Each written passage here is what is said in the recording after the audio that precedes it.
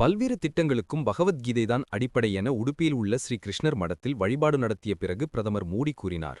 கர்நாடகா மாநிலம் உடுப்பி நகரில் உள்ள பிரசித்தி பெற்ற கிருஷ்ணர் கோவிலில் பிரதமர் மோடி இன்று நவம்பர் 28 வழிபாடு நடத்தினார்.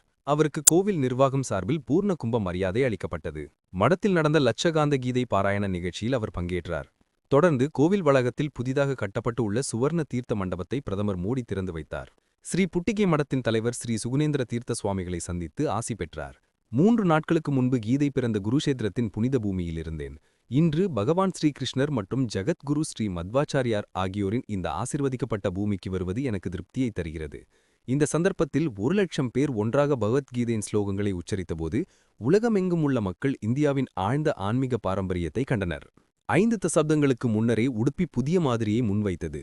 இது தேசிய கொள்கைகளுக்கு வழிகாட்டுகிறது. உடுப்பி தேசிய கொள்கைகளுக்கும் வழிகாட்டியது. குஜராத்துக்கும் உடுப்பிக்கும் தொடர்பு உண்டு. பொது நலனுக்காக பாடுபடுமாறு கீதையில் பகவான் கிருஷ்ணர் நமக்கு சொல்கிறார். ஏழைகளுக்கு உதவ வேண்டும் என்ற பகவத்கீதையின் செய்தியே பல்வேறு திட்டங்களுக்கு அடிப்படையாகும். இந்த நகருக்கு வருவது மற்றொரு காரணத்தினால் எனக்கு சிறப்பானதாக அமைந்துள்ளது.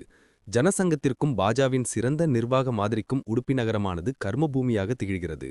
1968ஆம் ஆண்டில் ஜனசங்கத்தின் தலைவர் V.S. ஆச்சாரியாவை நகராட்சி கவுன்சில் உறுப்பினராக உடுப்பி மக்கள் தேர்வு செய்தனர். அதன் மூலம் நிர்வாகத்திற்கான புதிய மாதிரிக்கு அடிக்கல் நாட்டப்பட்டது.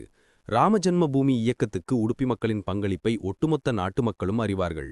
அயோத்தி ராமர் கோவிலில் கொடியேற்றும் நிகழ்வை ஸ்ரீ விஸ்வேசே தீர்த்த சுவாமிகள் வழிநடத்தினார்.